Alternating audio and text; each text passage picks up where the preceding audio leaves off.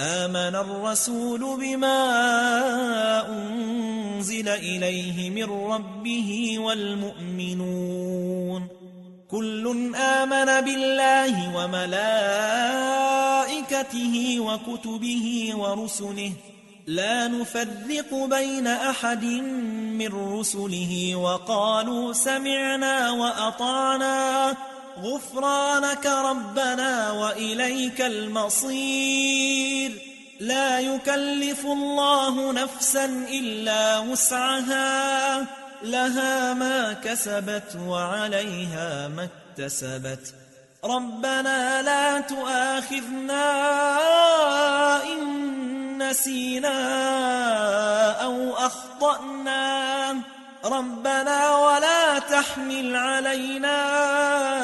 إصرا كما حملته على الذين من قبلنا